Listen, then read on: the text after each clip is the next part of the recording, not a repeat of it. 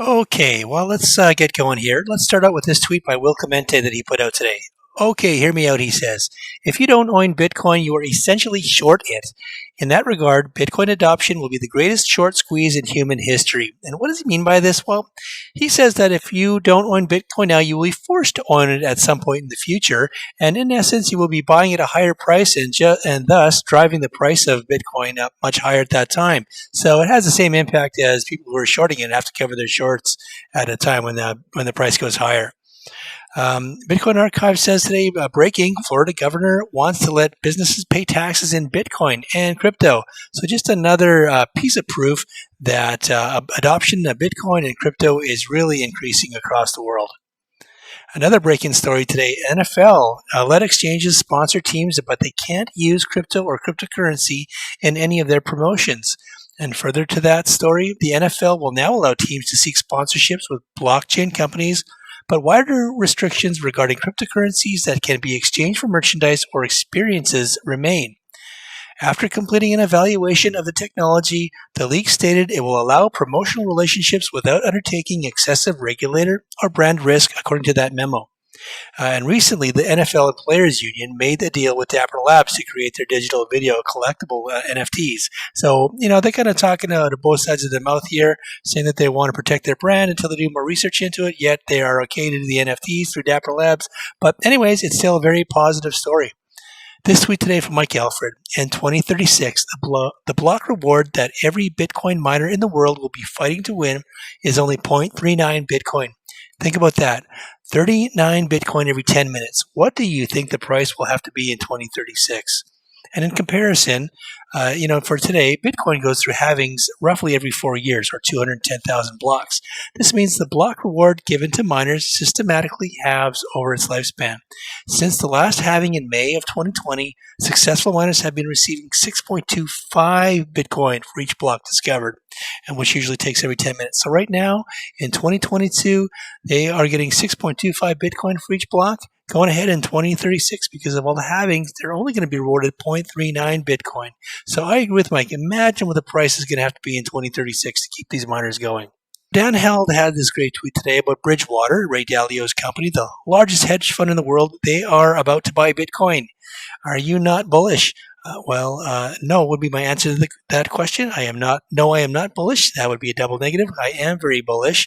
To back up that tweet on Yahoo Finance, the news that Bridgewater Associates, the world's largest hedge fund with 150 billion in assets, is to invest in Bitcoin. It's the brightest signal yet that the institutional finance sees a long-term upward trajectory for the cryptocurrency.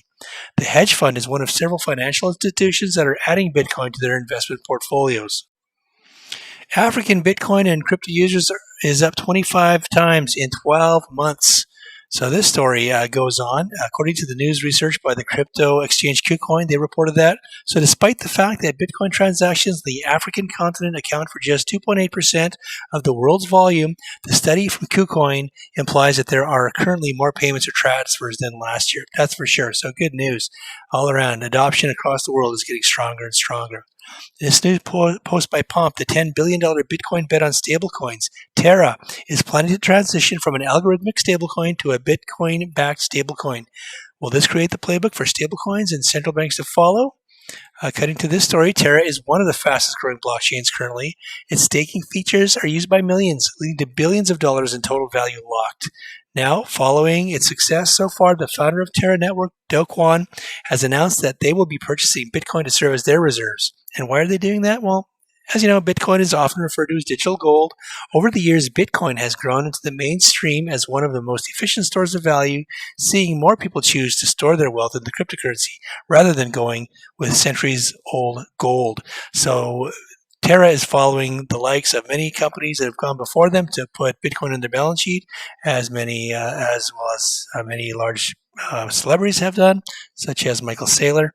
So they're joining in the fray. That's fantastic news. UFC fighter Mateus Nicolau joins the paid-in Bitcoin revolution. So that's great. UFC flyweight contender Mateus Nicolau has signed a deal that will see him receive future earnings in Bitcoin via Bitwage, the world's largest crypto payroll service. So he joins a host of many other athletes, professional athletes in the world, through multiple different sports who are deciding to take their wages in Bitcoin. And the agenda for the Bitcoin conference has been released. And man, what a lineup they seem to have. 4 days, jam packed with great speakers and even some great music at the end. I've highlighted a few areas that I would love to attend. I'm not going to be there.